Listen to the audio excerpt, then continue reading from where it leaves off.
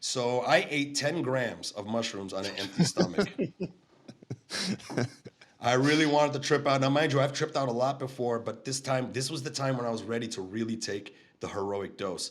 So Terrence McKenna says the heroic dose is 5 grams. I took double that. And I Yeah. fasted the whole day, so it really hit me. What There's a time lot. did you take them?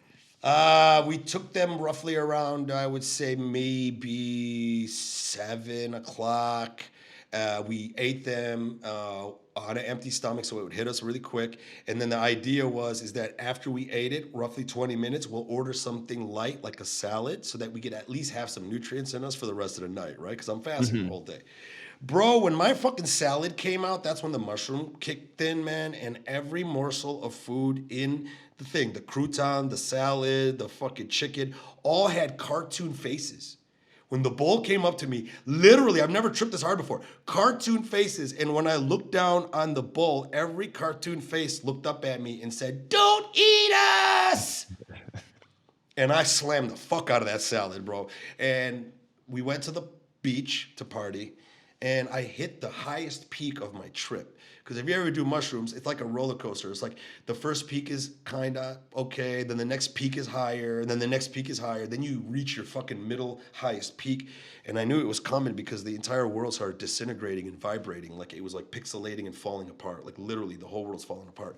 So I told my buddy Sean, dude, I can't talk to you. So I laid down on the ground and I looked up at the sky, and the stars played connect the dots and connected this woman's face. So the Yeah. whole sky had this woman's face, and I flew up to her. I was so lucid that as I was flying up to her, in the middle of me flying up, I asked myself, am I flying? And then I looked down and I saw an aerial view of myself on the beach. It was so detailed. I've never tripped this hard in my entire life. And I swear to God, in the trip, I made myself laugh because once I realized I was flying, I said, fuck yeah. And then I did the Superman thing and I started like put my fucking fist out and I started flying out to the woman. And she was fucking beautiful. And she didn't open her mouth, but she downloaded all this information to me. She basically said to me, go back to comedy. The only real reason you like producing this show is your ego loves the fact that when you go back to Detroit, your friends introduce you to hot girls at the club as this is my Hollywood producer friend. He produces shows in Hollywood. So like she was giving me this clear vision. It's like, yeah, you enjoy it, but you're really good at making people laugh like you did before. And she basically said your ego just likes the boost that you get to walk around saying you're a Hollywood producer. She said, go back to comedy. At the time, I had 4 rental properties, and she gave me an entire blueprint of how to reinvest my fucking portfolio so that I wouldn't have to work for people. So basically, she was like, go back to comedy, reinvest your real estate, get financially free, and just pursue comedy. She didn't say stand up, she said comedy. Brother, right after that fucking trip, I fucking sent an email to my producer. I'm like, I'm not coming back next season. As soon as I got back to LA, I Airbnb'd my apartment for 1 whole fucking year. And I flew back to Detroit. I stayed with my mom for about 1 year and 3 months. And I went from 4 homes to 9 homes in 1 year.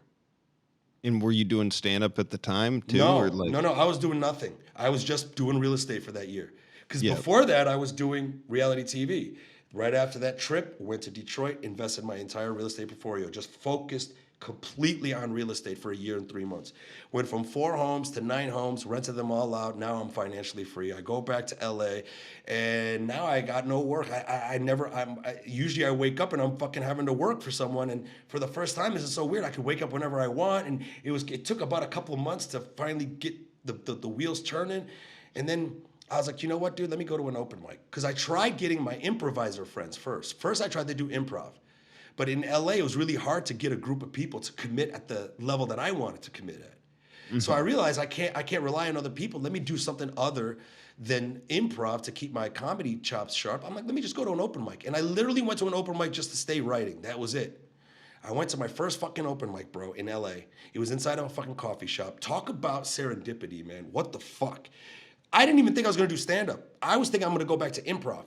I go to an open mic. I do a joke about getting my phone back from a crack dealer in Detroit when I was living in this rough place in Detroit at the time. While I'm telling the joke, Dave Carter, who's another comedian, in the audience, he gets a phone call from his buddy, his cousin in Detroit. And then Dave goes, dude, it's so funny you called me. Some Arab kid's up here talking about his time in Detroit. And the guy on the phone goes, what's his name? Dave looks at the list. He goes, Mike Eshaq. The guy on the phone goes, I know Mike Eshaq, get him on the fucking phone. So as soon as I get off, Dave Carter goes, hey man, somebody wants to meet you. He gives me the phone, and I find out the guy that's on the phone was the guy that lived in the neighborhood of the story that I was just telling everyone in the fucking Chinese restaurant. How fucking crazy is that, right? Yeah. So me and him connect. I haven't talked to this guy in like 15 years. And the next thing you know, Dave Carter, we connect. And then there's another comic there named Ian Salmon. And Ian Salmon was like, dude, you're fucking funny. He goes, I have a booked open mic. Do you want to do it next week? And that was the beginning of me doing stand-up, bro. It was literally, I tripped out. I met God. She said, reinvest your real estate portfolio. Go back to comedy. She didn't tell me what. I go to my first open mic. I tell a story about Detroit. Some guy on the phone is from Detroit. Turns out he used to live in my neighborhood and he knows me. It connects me to these two comedians and I do my first show. Hey, if you like that video, make sure to hit the subscribe button and follow our page for new weekly content.